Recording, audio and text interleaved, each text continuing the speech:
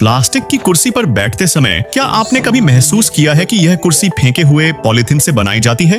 हाँ, जिन पॉलीथीन या प्लास्टिक का हमारे किसी काम में उपयोग नहीं होता, बल्कि जो पर्यावरण के लिए एक भयानक खतरा है, उन्हीं को कुछ कारखाने करोड़ों की कच्ची सामग्री के रूप में इस्तेमाल करते हैं।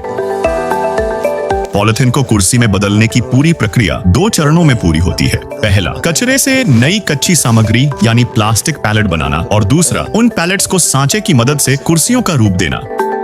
इस यात्रा की शुरुआत कचरे के ढेर से होती है। दुनिया के अलग अलग डंपिंग ग्राउंड और रिसाइकलिंग सेंटर से इकट्ठा किए गए टनों प्लास्टिक सबसे पहले फैक्ट्री में लाए जाते हैं। फटे पॉलीथीन बैग, बोतलें या अन्य प्लास्टिक, यही उनकी मुख्य कच्ची सामग्री होती है। लेकिन ध्यान रहे, कच्चा माल जितना गंदा या गीला होगा, उसे प्रोसेस करना उतना ही मुश्किल होगा। इकट्ठा किए गए प्लास्टिक को पहले साफ किया जाता है और फिर उसे एक विशाल भट्टी या कड़ाही में डाल दिया जाता है। अनुभवी लोग धीरे धीरे लंबे समय तक इस प्लास्टिक को गर्म करते हैं और यह पिघलकर एक गाढ़े चिपचिपे तरल में बदल जाता है। इसके बाद इस पिघले हुए मिश्रण को किसी भारी चीज की मदद से छपटा किया जाता है। छपटा और ठंडा होने पर इसे बड़े हथौड़े से छोटे छोटे हिस्सों में तोड़ा जाता है। ऐसा इसीलिए किया जाता है ताकि इस प्लास्टिक को फिर से मशीन में डालकर छोटे कणों में बदला जा सके। यह मशीन प्लास्टिक के टुकड़ों को दोबारा पीसकर छोटे छोटे दानों का रूप देती है। पिघला प्लास्टिक तेज दबाव और गर्मी के बीच से एक बारीक छेद या डाई के जरिए निकाला जाता है, बिल्कुल वैसे ही जैसे टूथपेस्ट ट्यूब से निकलता है। जैसे ही यह प्लास्टिक पतली पट्टी के रूप में बाहर आता है, एक घूमने वाला कटर उसे छोटे छोटे दानों में काट देता है। इन्हीं दानों को प्लास्टिक पैलेट कहा जाता है।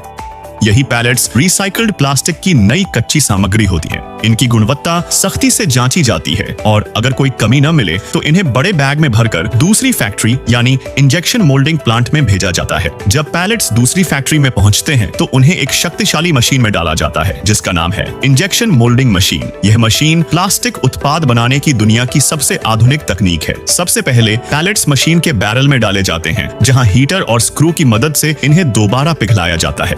अब पिघला प्लास्टिक कुर्सी बनने के लिए तैयार है, लेकिन इसे कुर्सी का आकार देने के लिए चाहिए दानव जैसी शक्ति। यहाँ उपयोग किए जाने वाले सांचे बहुत मजबूत स्टील से बने होते हैं, क्योंकि उन्हें लाखों टन इंजेक्शन दबाव सहना पड़ता है। इसके बाद पिघला प्लास्टिक तेज दबाव से तेजी के साथ सांचे में इंजेक्ट किया जाता है। कुछ ही पलों में तरल प्लास्टिक सांचे के हर कोने और हर डिजाइन को भर देता है। इस प्रक्रिया को बहुत सूक्ष्मता से नियंत्रित किया जाता है, क्योंकि गति कम होने पर प्लास्टिक जम सकता है और ज्यादा होने पर सांचे को नुकसान हो सकता है। सांचा भर जाने के बाद उसकी कूलिंग चैनलों में तेजी से ठंडा पानी बहाया जाता है ताकि प्लास्टिक जल्दी ठंडा हो जाए और सही आकार ले सके। ठंडा और सख्त होते ही एक नई कुर्सी तैयार हो जाती है। सांचे से बाहर आते ही शुरू होती है फाइनल फिनिशिंग और गुणवत्ता जांच की प्रक्रिया, और उससे जुड़े अतिरिक्त प्लास्टिक को काटकर हटाते हैं। इस चरण में कुशल कर्मचारी कुर्सी के पैरों को जोड़ते हैं। साथ ही हर कुर्सी की मजबूती और गुणवत्ता की जांच की जाती है और इस तरह बाजार में बेचने के लिए एक कुर्सी पूरी तरह तैयार हो जाती है। इस पूरी प्रक्रिया में कूड़े के ढेर से आई पॉलीथीन बैग या प्लास्टिक बोतल कुछ ही मिनटों में एक फैक्ट्री के अंदर होकर एक नई उपयोगी प्लास्टिक कुर्सी में बदल जाती है।